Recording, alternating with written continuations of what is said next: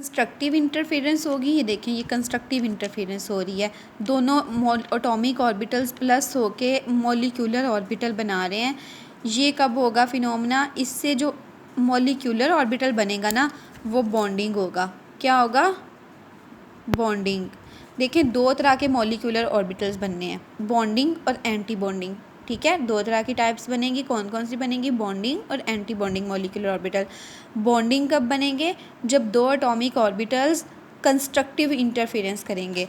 और anti bonding कब बनेगा? जब दो मॉलिक्यूलर ऑर्बिटल्स डिस्ट्रक्टिव इंटरफेरेंस करेंगे। तो क्या बनेगा? एंटाई बॉन्डिंग बनेगा। ठीक है, उसके बाद आप देखें, ये नीचे मैंने बताया है कि कंस्ट्रक्टिव इंटरफेरेंस हो रही है तो बॉन्डिंग मॉलिक्यूलर ऑर्बिटल बन रहा है। जो बॉन्डिंग मॉलिक्यूलर ऑर्बिटल बना है वो कंस्ट्रक्टिव इंटरफेरेंस से बना है, वो ज़्यादा स्टेबल है। कौन सा ऑर्बिटल ज़्यादा स्टेबल होगा? Molecular orbital. Bonding molecular orbital ज़्यादा स्टेबल होगा। जब वो ज़्यादा स्टेबल होगा तो उसकी एनर्जी क्या होगी? कम होगी। जो चीज़ जितनी स्टेबल, उसकी एनर्जी उतनी कम। डिस्ट्रक्टिव इंटरफेरेंस हुई है तो एंटी बॉन्डिंग मॉलिक्यूलर ऑर्बिटल बना है। एंटाई बॉन्डिंग मॉलिक्यूलर ऑर्बिटल जो है वो अनस्टेबल होता है, जितना अनस्टेबल होगा उसकी एनर्जी उतनी ही ज़्यादा होगी। ये बनते कैसे हैं? ये देखें, अब यहाँ पे वेव्स से रिप्रेजेंट करना हर बार ज़रूरी नहीं है। हम एक जनरल रिप्रेजेंटेशन कर लेते हैं कि ये 1s एक एटॉमिक ऑर्बिटल है, 1s एक एटॉमिक ऑर्बिटल है। ठीक है, phi 1 and phi 2, phi actually waves के लिए होता है। अगर आप ये ना भी मतलब इसको कंसीडर करें तो चलेगा। 1s और 1s दो एटॉमिक ऑर्बिटल्स हैं, इन्होंने ओवरलैप की और दो मॉलिक्यूलर ऑर्बिटल्स बना दिए। ये हम लोगों ने पिछले पोस्टुलेट में डिस्कस किया है कि जितने एटॉमिक ऑर्बिटल्स ओवरलैप करेंगे उतने ही हमारे पास मॉलिक्यूलर ऑर्बिटल्स बनेंगे। दो एटॉमिक ऑर्बिटल्स ओवरलैप करें हैं, दो ही मॉलिक्यूलर ऑर्बिटल बनेंगे। एक हमेशा बॉन्डिंग होगा और एक हमेशा एंटाई बॉन्डिंग होगा। बॉन्डिंग जो है वो ज़्यादा स्टेबल है, उसका एनर्जी लेवल क्या है? कम। एनर्जी इधर को है, यहाँ पे एनर्जी ऊपर को इंक्रीज़ कर रही है। ठीक है, ऊपर को एनर्जी क्या है? इंक्रीज़ कर रही है। तो बॉन्डिंग मॉलिक्यूलर ऑर्बिटल हम लोगों ने पढ़ा है कि ये ज़्यादा स्टेबल होता है, तो हम इसको नीचे ड्रॉ करेंगे। नीचे क्यों ड्रॉ करेंगे? नीचे एनर्जी लेवल कम है। बॉन्डिंग स्टेबल है इसलिए इसकी एनर्जी कम है। एंटाई बॉन्डिंग हमने ऊपर को बनाया है क्योंकि ये कम स्टेबल होता है, अनस्टेबल होता है, इसकी एनर्जी जो है वो ज़्यादा होती है, ऊपर एनर्जी बढ़ रही है। बॉन्डिंग मॉलिक्यूलर ऑर्बिटल हो गया। एंटाई बॉन्डिंग जो मॉलिक्यूलर ऑर्बिटल होता है उसको इस तरह से स्टार से हम लोग रिप्रेजेंट करें, ये सिंबल होता है इसका। ठीक है, combining atomic orbitals must have same और नियरली सेम एनर्जी और शेप। ठीक है, अब ये बात भी कंपलसरी है कि जो कंबाइन होकर एटॉमिक ऑर्बिटल्स मॉलिक्यूलर ऑर्बिटल्स बना रहे हैं उनकी एनर्जी या तो सेम होनी चाहिए या नियरली सेम होनी चाहिए। और शेप का भी यही सिलसिला है कि वो भी नियरली सेम या सेम होनी चाहिए। अब एनर्जी सेम या नियरली सेम किन ऑर्बिटल्स की होती है? मॉलिक्यूलर ऑर्बिटल वही ऑर्बिटल्स बनाएंगे ना, एटॉमिक ऑर्बिटल्स, जिनकी एनर्जी सेम होगी या नियरली सेम होगी। ये पोस्टुलेट आ गया हमारे पास, ये एक्सपेरिमेंटली प्रूव्ड बातें हैं। अब हम देखेंगे कि कौन से ऐसे ऑर्बिटल्स हैं जिनकी एनर्जी सेम है या नियरली सेम है।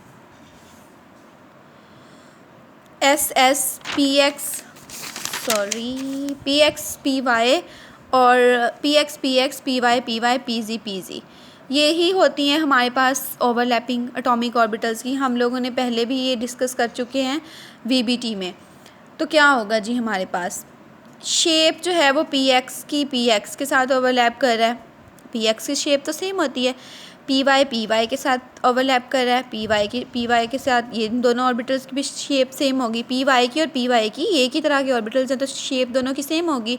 pz और pz इन दोनों की भी सेम होगी। s can't combine p in MOT because shape of combining orbitals should be same। ठीक है, यहाँ पे डिफरेंस आ गया। शेप को अगर डिस्कस करें तो सेम शेप के ऑर्बिटल्स ही सेम शेप के ऑर्बिटल्स के साथ कंबाइन कर सकते हैं, ओवरलैप कर सकते हैं। ठीक है, px जो है वो py के साथ ओवरलैप नहीं कर सकता क्योंकि px की शेप और तरह की होती है, वो x एक्सिस के लॉन्ग होता है, और py जो है उसकी शेप और तरह की होगी, वो y के अलॉन्ग जो है वो ओवरलैप करता है। लेकिन यहाँ पे क्वेश्चन ये राइज होता है कि px जो है वो अगर x के अलोंग है और py जो है अगर y के अलोंग है, तो क्या px और py जो है उनकी शेप तो डम्बेल होती है ना, शेप तो एक तरह की होती है, वो कंबाइन नहीं कर सकते एक दूसरे से। पी एक्स पी वाई से कर जाए, पी वाई पी जी से कर जाए। लेकिन हमारे पास मसला ये आता है, प्रॉब्लम ये आता है कि हमें एनर्जी लेवल भी एक जैसा चाहिए। पी एक्स और पी एक्स का एक जैसा होता है, पी वाई और पी वाई का एक जैसा होता है, पी जी और पी जी का एक जैसा होता है। हमें एनर्जी लेवल भी मैच करना होता है, इसलिए पी एक्स से ओवरलैप करेगा, पी वाई से ही कर सकता है, पी जी से ही कर सकता है, और एस से ही कर सकता है। सेम शेप सेम एनर्जी, ठीक है। पी एक्स और पी एक्स की एनर्जी भी सेम होती है और क्या उसे कहते हैं, शेप भी सेम होती है। और पी वाई और पी वाई उनकी शेप भी सेम होगी, एनर्जी भी सेम होगी। पी जी शेप भी सेम, एनर्जी भी सेम। एस और एस का भी यही हाल है, ठीक है। अब नियरली सेम एनर्जी और सेम एनर्जी का क्या मतलब है? जब दो हाइड्रोजन देखें यहाँ पे ओवरलैप करते हैं, ये हाइड्रोजन और ये हाइड्रोजन, इनकी एनर्जी तो सेम होगी, बिल्कुल सेम होगी, क्योंकि दोनों सेम एटम्स हैं। इनके एटॉमिक ऑर्बिटल्स की एनर्जी बिल्कुल, लेकिन कार्बन और ऑक्सीजन भी ओवरलैप कर सकते हैं। क्यों? क्योंकि इनकी एनर्जी सेम नहीं है, लेकिन नियरली सेम है, ज़्यादा डिफरेंस नहीं है इन दोनों के ऑर्बिटल्स में एनर्जी का, इसलिए ये भी ओवरलैप कर सकते हैं। याद रखिएगा, एनर्जी या तो सेम होनी चाहिए दो ऑर्बिटल्स की, दो एटॉमिक ऑर्बिटल्स की, या फिर नियरली सेम होनी चाहिए, ठीक है। उसके बाद हम लोग देखते हैं S can't overlap P in MOT because shape of combining orbitals should be same। आगे सिग्मा और पाई मॉलिक्यूलर ऑर्बिटल्स कैसे बनते हैं? S और S कंबाइन करेंगे। आप ऐसा करें, ये रहने दें, ये वाली शेप्स रहने दें, ये आपको ना डिफ़िकल्ट लगेंगी। नीचे वाली देखें आप, कॉमन वे ऑफ रिप्रेजेंटेशन देखें, क्योंकि हमें चाहिए यही वाला वे, ठीक है। वन एस के साथ कंबाइन करेगा तो क्या होगा? सिग्मा 1s बनेगा और सिग्मा स्टार 1s बनेगा। दो एटॉमिक ऑर्बिटल्स कंबाइन किए, दो मॉलिक्यूलर ऑर्बिटल बने। ये सिग्मा 1s जो है बॉन्डिंग मॉलिक्यूलर ऑर्बिटल है, सिग्मा स्टार जो है एंटाई बॉन्डिंग मॉलिक्यूलर ऑर्बिटल है, ठीक हो गया। अब यहाँ पे एग्जांपल दी हुई है, नाइट्रोजन, ट्रिपल बॉन्ड नाइट्रोजन, ठीक है। पहला बॉन्ड हमेशा सिग्मा होता है, दूसरे जो हैं वो 2 पाई होते हैं। इसको पहला कंसीडर कर लें, इसको पहला कंसीडर कर लें, जिसको भी। एक सिग्मा और 2 पाई बॉन्ड है N2 मॉलिक्यूल्स में। इसकी वैलेंसी कन्फिग्रेशन लिखेंगे इसकी, ठीक है। कन्फिग्रेशन लिखनी आती है, VBG हम लोगों ने कन्फिग्रेशन लिखी थी। तो इसकी जो वैलेंसी बनती है, वैलेंस कन्फिग्रेशन है, वो 2p3 है, जो बॉन्डिंग कर सकती है, जो जिसमें अनपेयर्ड इलेक्ट्रॉन हो जिन ऑर्बिटल्स में, वही बॉन्डिंग करते हैं ना। 2p3 है, तो 2p3 को कैसे लिखेंगे? हम लोग जनरल लिख लेते हैं, 2 लिखने की ज़रूरत नहीं है। px py pg, p3 है ना, 3 ऑर्बिटल्स हैं p के, px py p3, और 3 उनमें क्या हैं? इलेक्ट्रॉन्स बना लेते हैं, 1 2 3। p3 का क्या मतलब है? p ऑर्बिटल्स हैं और उनमें 3 इलेक्ट्रॉन है, ठीक है। p ऑर्बिटल्स बना लिए और उनमें 3 इलेक्ट्रॉन्स बना लिए। हमें कैसे पता चला वो अनपेयर्ड है? पहले हम लोग फिलिंग करते हैं, सबको अनपेयर्ड करते हैं, ठीक है। दूसरा जो है उसका भी ऐसे ही है, px से कर लेगा, py से करेगा, और pg से करेगा। मैंने आप लोगों को पहले ही बताया है कि px हमेशा px से ओवरलैपिंग करेगा, py से कर सकता है, और pg से, और s से। इसके अलावा ऑप्शन नहीं है यहाँ पे MOT में, ठीक है, क्योंकि इनकी शेप और एनर्जी दोनों सेम होती है। px जो है वो x एक्सिस के लॉन्ग होता है, py y एक्सिस के, pg z एक्सिस के। इनके एक्सिस चेंज हो जाएंगे, इनकी शेप चेंज हो जाएगी, एनर्जी चेंज हो जाएगी अगर हम उल्टा कर देंगे कुछ। px को py से नहीं करा सकते, pg को px से नहीं करा सकते, ठीक है। सेम को सेम के साथ कराएंगे। अब इसमें उसने कहा है कि pz और z जब ओवरलैप करते हैं तो सिग्मा बॉन्ड बनता है, और px से करता है या py से करता है तो पाई बॉन्ड बनेगा। अब ये जो है वो कंफर्म बात हो गई है।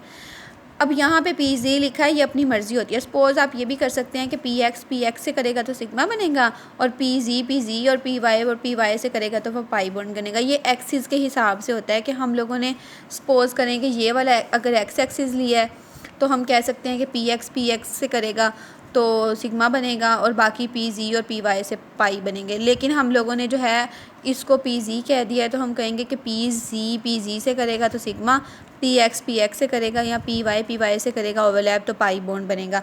ये वाली शेप आप रहने दें, आपको बहुत मुश्किल लगेगी। जनरल कन्फिग्रेशन देखें, 2pz और 2pz, ठीक है।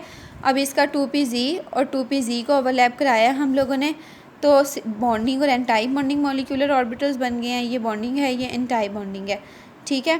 ये एक जनरल रिप्रेजेंटेशन है। इसमें इलेक्ट्रॉन भी वैसे ही फिलिंग करेंगे, वो मैं आपको आगे बताती हूँ इलेक्ट्रॉन्स कैसे फिलअप करने हैं। ये हम लोगों ने सिग्मा के लिए देखा था, पाई के लिए भी ऐसे ही होगा, ठीक है। ये आप डायग्राम्स मत करें, आगे देखते हैं how to do electronic configuration of molecules. Molecules की इलेक्ट्रॉनिक कन्फिग्रेशन कैसे करते हैं, पहले हम लोगों ने पढ़ी है एटम्स की इलेक्ट्रॉनिक कन्फिग्रेशन करना। मॉलिक्यूल्स के कैसे करते हैं, ऑफ बॉ प्रिंसिपल यूज़ होता है। ऑफ बॉ प्रिंसिपल क्या कहता है, electron filling in orbitals according to energy, low energy orbital is filled first then higher. ये वाला प्रिंसिपल हमारे काम आएगा। ये इलेक्ट्रॉनिक कन्फिग्रेशन एटम्स के लिए यूज़ होता है, मॉलिक्यूल के लिए भी ये यूज़ होगा कि इलेक्ट्रॉन्स जो हैं वो ऑर्बिटल्स में, मॉलिक्यूलर ऑर्बिटल्स में हम लोग फिल करेंगे अकॉर्डिंग टू एनर्जी में। जो लोअर एनर्जी ऑर्बिटल होगा उसको पहले फिल करेंगे, उसके बाद हायर एनर्जी ऑर्बिटल्स की फिलिंग करेंगे।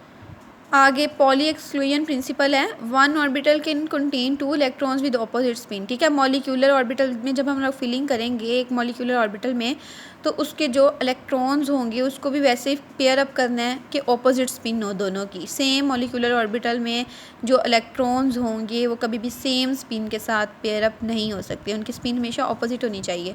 हंट्स रूल है, if orbitals have same energy that electrons will remain unpaired and with same spin then pairing starts.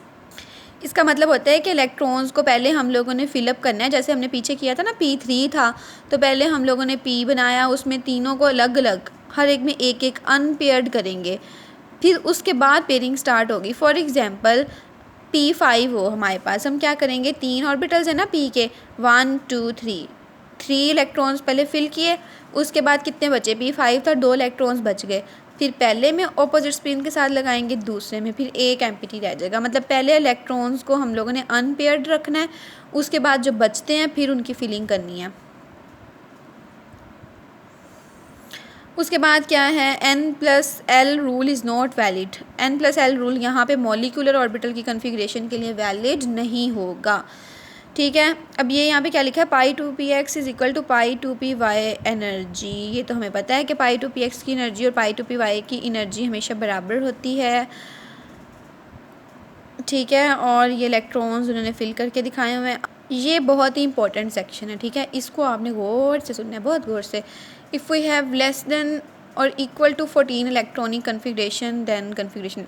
देखें, अगर इलेक्ट्रॉन्स जो है ना आपके पास किसी मॉलिक्यूल, अगर आपको कोई मॉलिक्यूल दिया है, फॉर एग्जांपल H2 दिया है, हाइड्रोजन के एक एटम में कितने होते हैं, एक इलेक्ट्रॉन, तो हाइड्रोजन मॉलिक्यूल 2 एटम्स मिलके बना रहे हैं, ऐसे है ना, H+H, तो उससे हमारे पास क्या बनता है, H2। ठीक है, एक H में कितने इलेक्ट्रॉन्स होते हैं, 1, दूसरे में भी 1, 1 + 1 इज इक्वल टू 2, तो H2 के एक मॉलिक्यूल में कितने होंगे, 2 इलेक्ट्रॉन्स होंगे। तो ऐसे ही अगर इलेक्ट्रॉन्स की तादाद जो है ना मॉलिक्यूल में वो 14 तक हो तो ये वाली कन्फिग्रेशन वैलिड होगी, अदरवाइज़ नहीं होगी। ठीक है, आप लोगों ने बस यही करनी है 14 इलेक्ट्रॉन्स वाली, इससे ज़्यादा दूसरे वाली नहीं कराऊंगी मैं आप लोगों को, एक ही कर लें। ठीक है, कन्फिग्रेशन क्या है जी, σ1s σ*1s। इलेक्ट्रॉन की कन्फिग्रेशन लिखते हुए हमने σ1s लिखना है, फिर σ*1s लिखना है, फिर उसके इलेक्ट्रॉन्स फिल करेंगे, σ2s σ*2s। π2px is equal to π2py, σ2pz आ जाएगा, फिर π*2pz is equal to π*2py। ये एक ऑर्डर है, π*2pz भी है। ठीक है, यहाँ तक है ये कन्फिग्रेशन, यहाँ से शुरू हो रही है। ठीक है, ये एक सारा ऑर्डर है, आपको एज इट इज़ ये कन्फिग्रेशन ऐसे ही याद करनी है, इसको रट्टा लगाना पड़ेगा आपको। ठीक है, फिर आगे कन्फिग्रेशन लिखनी कैसे है। अब ये देखें, H2 मॉलिक्यूल है, H2 में कितने इलेक्ट्रॉन है, 2 इलेक्ट्रॉन होते हैं, मैंने आपको बताया मॉलिक्यूल है H2, 2 हाइड्रोजन एटम से मिलके बना है ना। एक हाइड्रोजन एटम में कितने इलेक्ट्रॉन है, 1, दूसरे में भी 1, 1 + 1 इज इक्वल टू 2, तो हाइड्रोजन मॉलिक्यूल में 2 इलेक्ट्रॉन्स होंगे। आगे हीलियम है, हीलियम 2 है, एक हीलियम में 2 इलेक्ट्रॉन्स होते हैं, तो हीलियम 2 2 हीलियम से मिलके बना है, 4 इलेक्ट्रॉन। ठीक है, H2 पॉजिटिव है, H2 पॉजिटिव का क्या मतलब है, H2 में कितने इलेक्ट्रॉन्स होते हैं, 2, H2 पॉजिटिव का मतलब है 1 इलेक्ट्रॉन माइनस हो गया है। पॉजिटिव चार्ज तभी आता है ना जब किसी मॉलिक्यूल में से या एटम में से इलेक्ट्रॉन निकल जाता है, ये मॉलिक्यूलर के टाइन है। तो H2 में से जब 1 इलेक्ट्रॉन निकल गया तो बाकी कितना बचा, 1 इलेक्ट्रॉन। इधर आपने इलेक्ट्रॉन्स की तादाद लिख ली है, इधर आपने मॉलिक्यूल्स लिख लिए हैं, अब आपने इसकी कन्फिग्रेशन लिखनी है।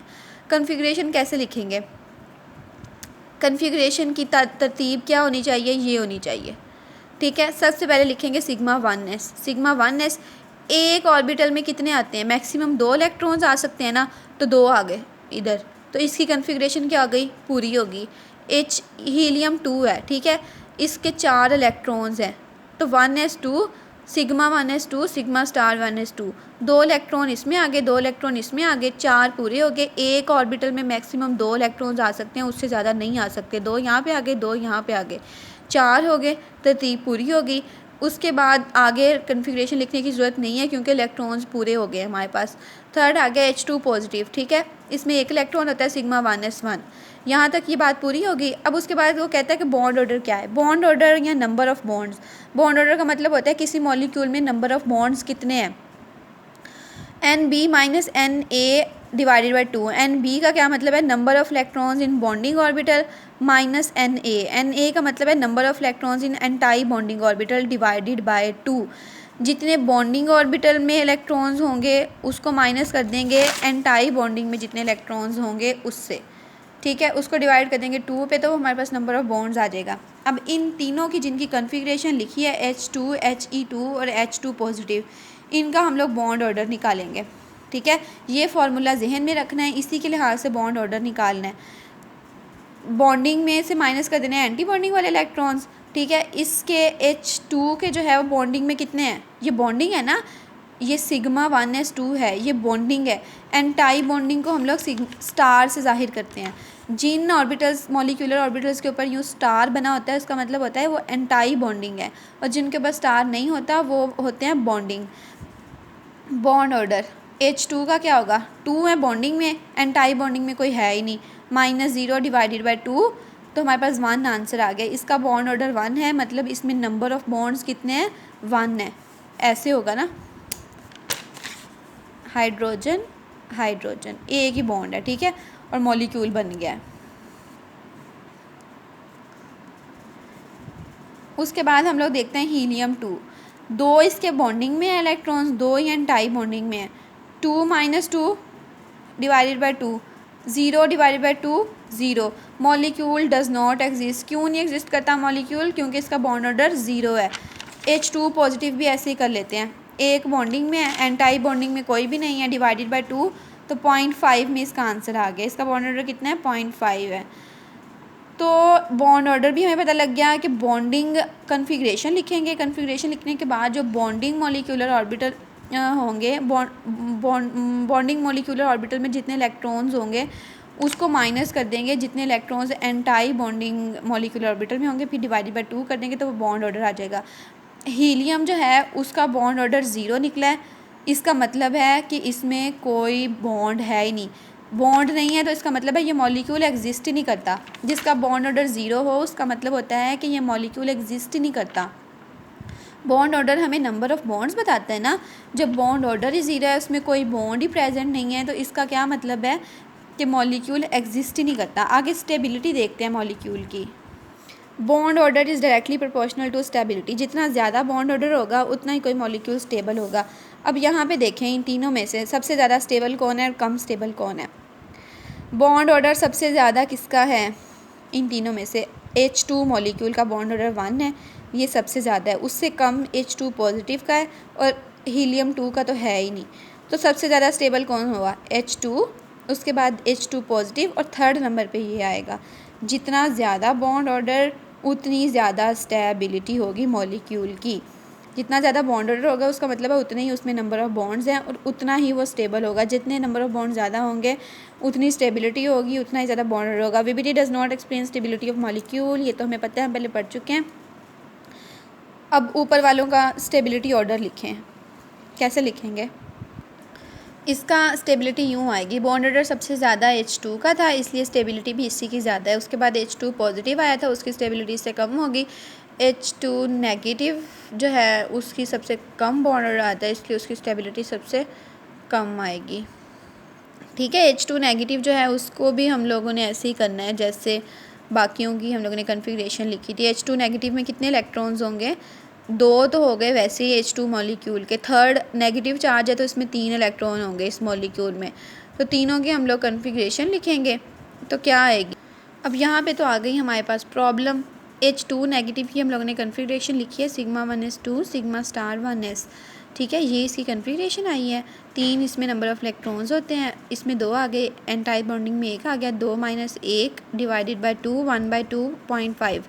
इसका आंसर भी 0.5 आया था बॉन्ड ऑर्डर का, इसका आंसर भी 0.5 आया है। तो हम स्टेबिलिटी को कैसे चेक करेंगे फिर, जब दोनों के बॉन्ड ऑर्डर का आंसर इक्वल आ गया। If bond order is equal, then stability is checked by seeing which has lesser number of anti-bonding electrons, it will be more stable। अब जिनका बॉन्ड ऑर्डर आ जाए ना एक जैसा, फिर हम स्टेबिलिटी ऐसे चेक करते हैं कि जिसके एंटाई बॉन्डिंग में कम नंबर ऑफ़ इलेक्ट्रॉन्स होंगे वो ज़्यादा स्टेबल होगा।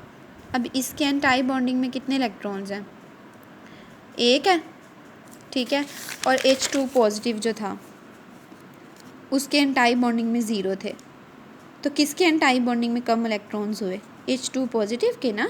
H2 पॉजिटिव के एंटाई बॉन्डिंग में इलेक्ट्रॉन्स हैं ही नहीं, ये देखें 0 है, ठीक है। एंटाई बॉन्डिंग में 0 है, इलेक्ट्रॉन्स हैं ही नहीं, तो जिसके एंटाई बॉन्डिंग ऑर्बिटल में कम इलेक्ट्रॉन्स होंगे वो उतना ज़्यादा स्टेबल होगा।